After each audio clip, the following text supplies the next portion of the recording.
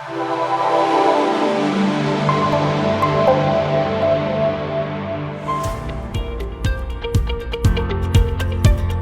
evening, Julien. How is life in Paris?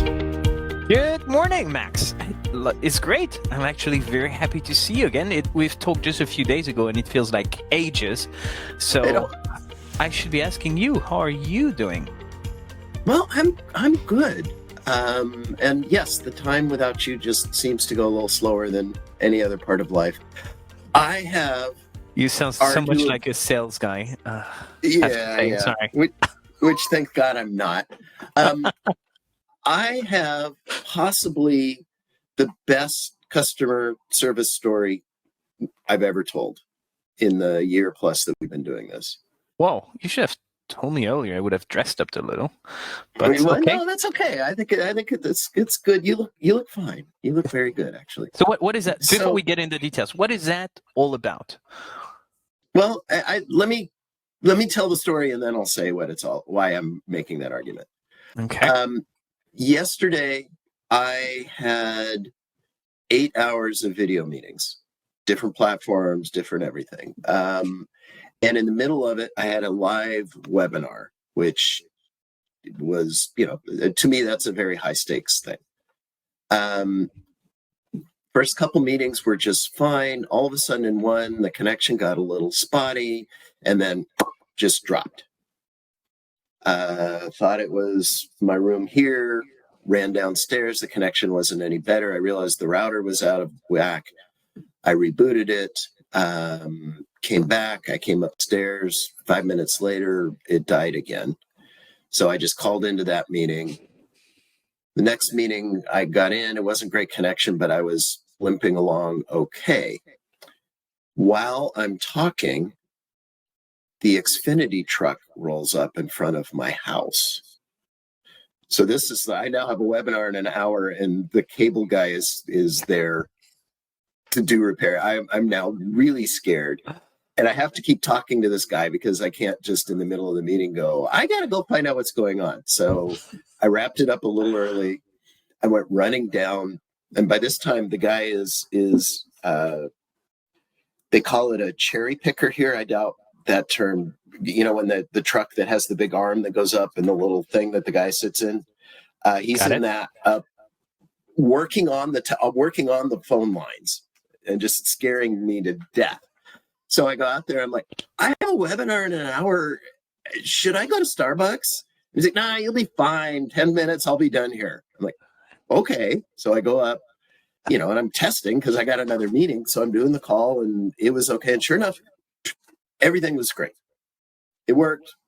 Got through my meeting. Everything was wonderful. And the reason I'm saying this is the best customer service story ever is I didn't have to call.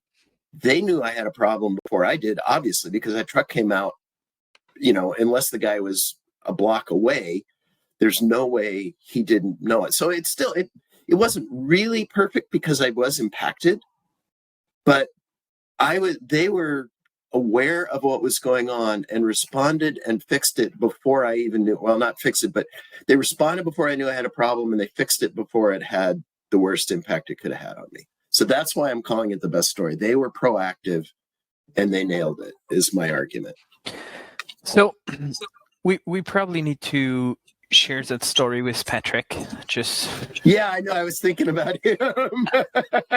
Just to let him know that that's possible. And if you're watching and you're wondering who the heck is Patrick, that's Patrick Watson, who we've been interviewing a few weeks back in November last year, if I recall. Who had terrible issues with his internet provider. Nightmare. Yeah.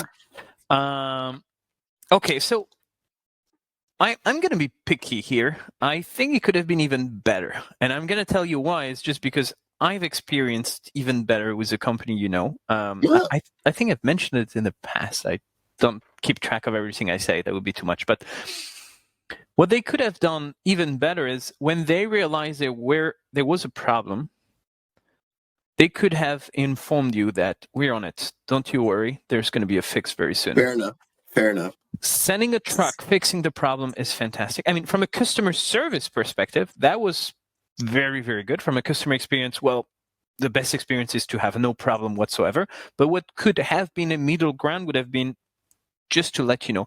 And I've experienced that was I was actually blown away with Netflix.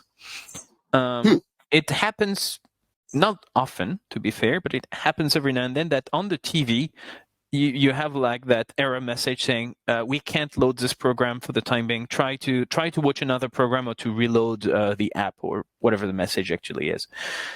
And it happened to me a while back, and by the time I clicked the reload button, I already had an email in my mailbox saying, we have received an error from your TV. We just want to let you know that we have identified the problem. Someone is on it. In the next 2 minutes, that will be back to normal. I did not even have a chance to call their hotline or send a message or anything. They not only fixed it, which your provider did, and that was fantastic, but they even informed me before I had a chance to take any action. And I was like, wow, this is customer experience. That's fair. I could getting something that says, truck's on its way. We anticipate it to be fixed within the hour. That you're right. That would have double blown me away. I think we're in agreement across the board. When you are proactively fixing a problem before somebody can even call, that's awesome. And I agree. Doubling down on it would be, and oh, by the way, we're going to send you a notification before it even happens, but we're going to send you a notification so you know that we know. And it's fantastic on so many levels. There is, on the customer side, it's not just the quality of the signal, it's also the frustration / fear that you build up when your connection is not good. Because it used to be for leisure only. Now it's our business, your business, my business. If we don't have a proper internet connection, there is really little we can do because everything is about interacting with others. So, sorry. Well, and I just want to jump on that because you're making an excellent point. For me yesterday, not only was it for business and something I had total dependency on. I had no backup other than a phone call, but I was back to back, so I had no time to work on it. I was given time to work on it when my meeting crashed so badly that I had no way to get back into it. Then I had a little bit of time to work on it, but I was completely dependent on them to fix it. My only option was going to be to go somewhere where I could get an alternate signal, which meant there'd be a meeting I'd miss completely doing that. And that's exactly what I'm talking about, meaning that you had the quality issue, which is one thing that disrupted a couple of your meetings. But even though it went better afterwards, you still have the fear factor because you have that big meeting plus all the back-to-back meetings coming up, and you have no idea whether the quality is going to be here. So they've fixed the quality portion. They've fixed it very well and pretty quickly from what I hear. They have not fixed quite the fear factor because if you had not seen the truck and went to talk to the guy, you may still have the fear that, is my next meeting going to be safe or not? And that could have been easily fixed with notification. That's for the customer side.